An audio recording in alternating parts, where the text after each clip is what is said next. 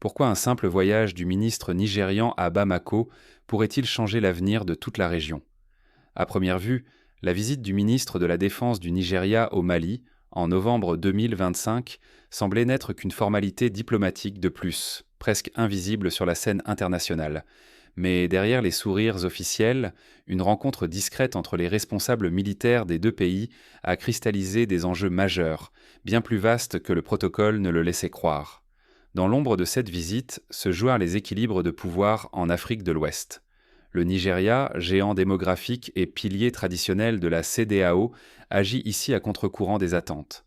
Face à la montée fulgurante des groupes terroristes sur son territoire et aux menaces à peine voilées d'ingérence internationale, Abuja se tourne vers Bamako, pourtant isolé et allié à la Russie.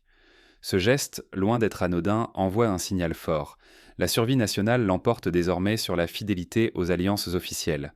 Le choix du Nigeria survient dans un contexte explosif, où la pression internationale s'intensifie, où les attaques meurtrières se multiplient, et où chaque décision politique s'avère lourde de conséquences. En coulisses, c'est tout le schéma sécuritaire régional qui risque d'être recomposé, avec des implications directes sur la stabilité des frontières, la souveraineté des États et même la vie quotidienne de millions de personnes. Sous-estimer ce qui s'est réellement joué à Bamako, c'est s'exposer à ne rien comprendre aux crises à venir. Car derrière cette poignée de main discrète, c'est l'avenir de la sécurité régionale, des ressources stratégiques et de la légitimité politique qui se décide, dans un climat où chaque erreur de lecture pourrait coûter cher à toute l'Afrique de l'Ouest. Pour comprendre pourquoi cette visite n'a rien d'un simple geste protocolaire, il faut maintenant plonger dans les tensions et les urgences qui ont rendu cette alliance non seulement possible, mais inévitable. Voyons ensemble comment la montée des menaces, les rivalités entre puissances et la fragilité des alliances ont poussé le Nigeria à ce choix historique. Le Nigeria n'affronte pas une, mais plusieurs guerres à la fois.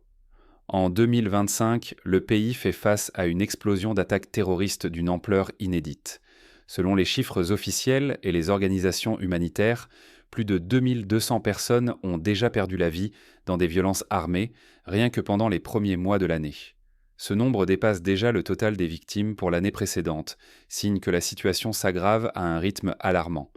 Mais il ne s'agit pas d'un seul ennemi. À l'intérieur du Nigeria, au moins 4 groupes armés distincts sèment la terreur, chacun avec ses propres méthodes, ses propres territoires et ses propres ambitions. Le groupe JAS, fidèle héritier de la mouvance Boko Haram, reste actif avec des attaques dévastatrices, comme celle menée en mai à Borono, qui a coûté la vie à près d'une centaine de personnes. ISWAP, la branche du soi-disant État islamique en Afrique de l'Ouest, s'impose par des opérations militaires sophistiquées et contrôle désormais d'importantes portions du territoire, comptant plusieurs milliers de combattants aguerris.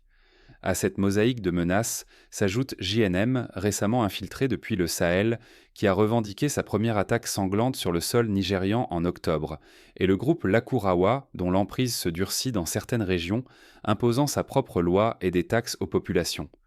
Chaque organisation adapte ses stratégies, rendant l'action des forces de sécurité extrêmement complexe et souvent insuffisante. Sous cette pression intérieure, le Nigeria doit aussi composer avec des tensions extérieures croissantes. La menace, à peine voilée, d'une intervention militaire américaine a retenti début novembre, alimentant la peur d'une déstabilisation encore plus profonde. L'administration américaine met en avant la défense des minorités religieuses, mais derrière le discours, le spectre d'un isolement international plane sur Abuja. En parallèle, au cœur du Sahel, le Mali poursuit sa propre trajectoire d'isolement. Depuis qu'il a rompu avec la CEDEAO et expulsé la France, le régime malien s'est rapproché de la Russie, pariant sur une nouvelle architecture sécuritaire. Ce basculement stratégique a rebattu les cartes des alliances régionales et mis en lumière une fracture profonde entre Bamako et ses voisins dits traditionnels. Pourtant, malgré la méfiance et les intérêts divergents, l'urgence de la menace partagée pousse à la coopération. La survie de chacun dépend désormais de l'intelligence collective et d'alliances parfois contre-intuitives. Dans cette région meurtrie, ignorer la complexité nigériane, c'est risquer d'alimenter un engrenage mortifère. Chaque alliance, chaque décision prise ou refusée peut faire basculer tout l'édifice sécuritaire ou précipiter le chaos collectif. Mais derrière ces rapprochements stratégiques, quelles tensions, quelles promesses et quels risques se profilent vraiment pour Abuja et Bamako ?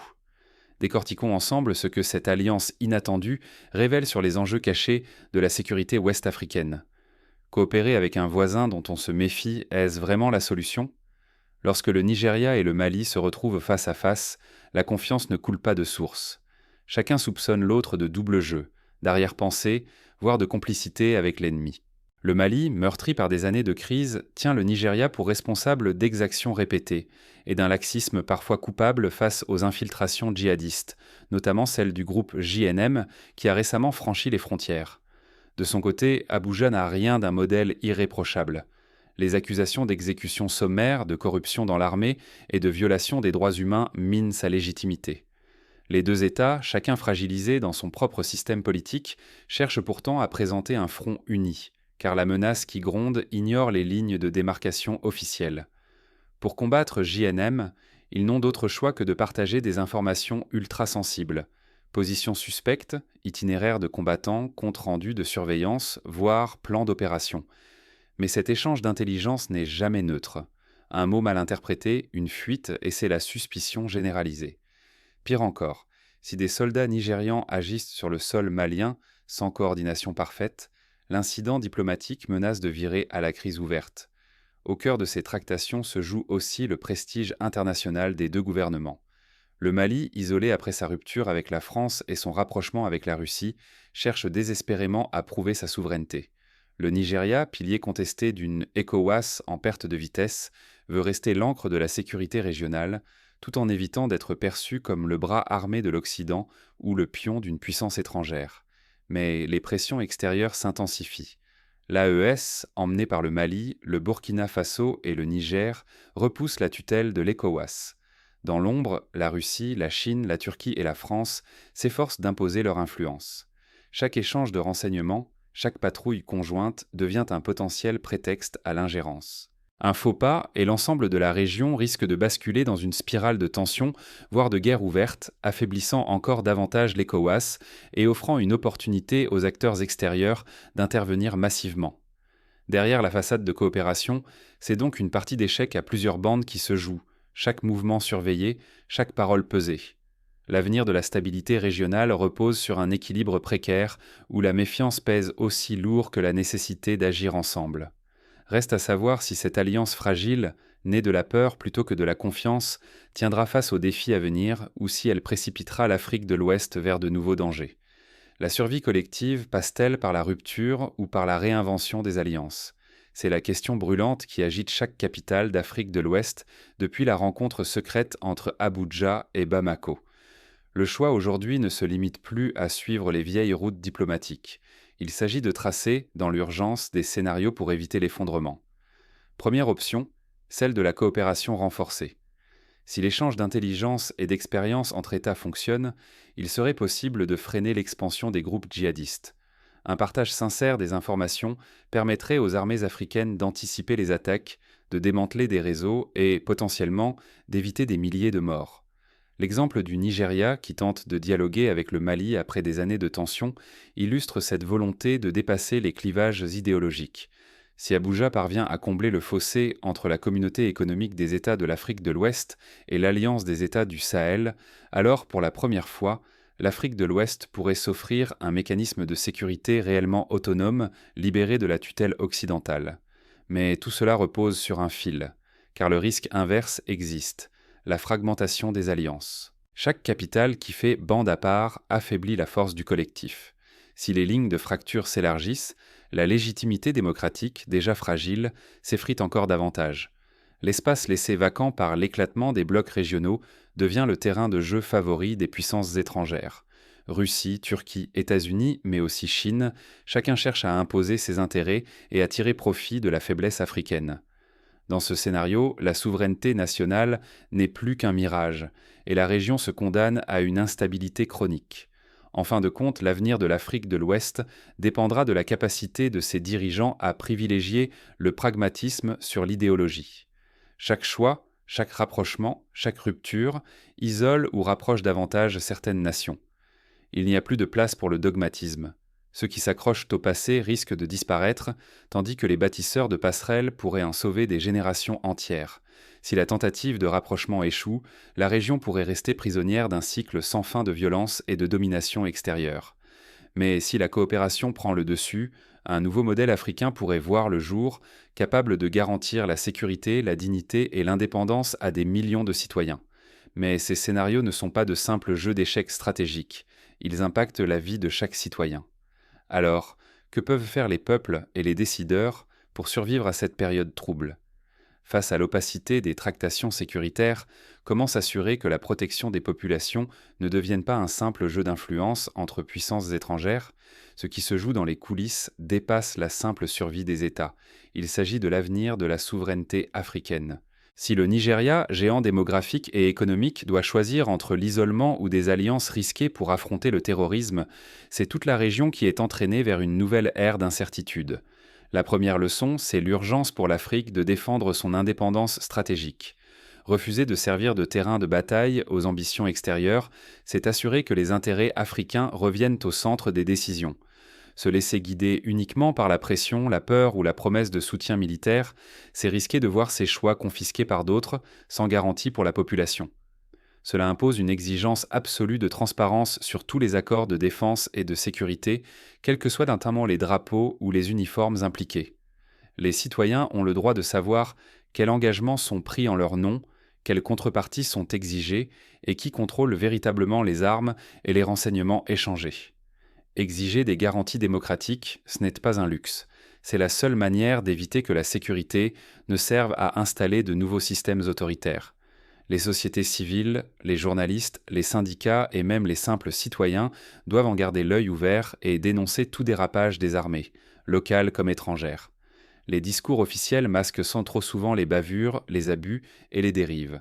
Or, sans vigilance collective, les violations des droits de l'homme se multiplient et ouvrent la voie à une spirale de violence sans retour. Enfin, rappelons qu'aucune situation d'urgence ne doit justifier l'acceptation passive de modèles autoritaires ou de logiques sécuritaires extrêmes. L'histoire récente en Afrique de l'Ouest a prouvé que la militarisation à outrance, souvent justifiée par la survie, finit par fragiliser encore plus les sociétés. Ce paradoxe, où la lutte contre l'insécurité engendre de nouvelles insécurités, doit être interrogé sans relâche. Car le risque est immense. Si les citoyens se détournent du débat, c'est toute la population qui subira les conséquences de décisions prises dans le secret, loin de tout contrôle démocratique. La sécurité ne peut être confisquée par quelques-uns au détriment de tous. En somme, vigilance, esprit critique et engagement citoyen sont les seuls remparts face aux jeux d'influence qui redessinent la sécurité du continent. La question n'est plus seulement de savoir qui protège qui, mais comment chacun peut exiger une protection juste, équitable et responsable. Mais dans ce nouvel équilibre, que peuvent réellement faire les citoyens et quels leviers sont à leur portée pour reprendre la main sur leur sécurité? Regardons ensemble les actions concrètes à entreprendre dès maintenant. L'avenir de l'Afrique de l'Ouest n'est pas encore écrit et dépend de notre capacité à exiger mieux de nos dirigeants. Ce qui s'est joué entre le Nigeria et le Mali, loin des projecteurs, bouleverse tous les repères habituels. Cette rencontre, discrète mais décisive, révèle une réalité simple. La sécurité régionale ne peut plus se résumer à des alliances figées ou à des promesses creuses. Chaque choix, chaque geste diplomatique rebat les cartes du pouvoir, au risque de fragiliser encore davantage une région déjà sous tension. Accepter que seuls les décideurs tracent la voie, c'est renoncer à notre droit d'agir et à notre avenir collectif. Laisser le débat à huis clos expose chaque citoyen aux conséquences des rapports de force, sans aucune garantie de stabilité ou de justice. Derrière les discours officiels, ce sont des milliers de vies qui se jouent, la souveraineté de nations entières qui vacille, la crédibilité des institutions qui est testée. Aujourd'hui, face à la montée des menaces et à l'ingérence étrangère, la tentation du repli ou des calculs à court terme pourrait précipiter un effondrement collectif. Mais l'espoir reste permis. La vigilance active et l'implication de chacun peuvent encore inverser la tendance. La question n'est plus seulement de savoir quel camp choisira tel ou tel gouvernement, mais de décider si nous acceptons de subir ou si nous osons exiger mieux. Rien n'est inévitable. L'histoire de l'Afrique de l'Ouest continue de s'écrire et chaque voix compte pour refuser la fatalité et dessiner un horizon commun.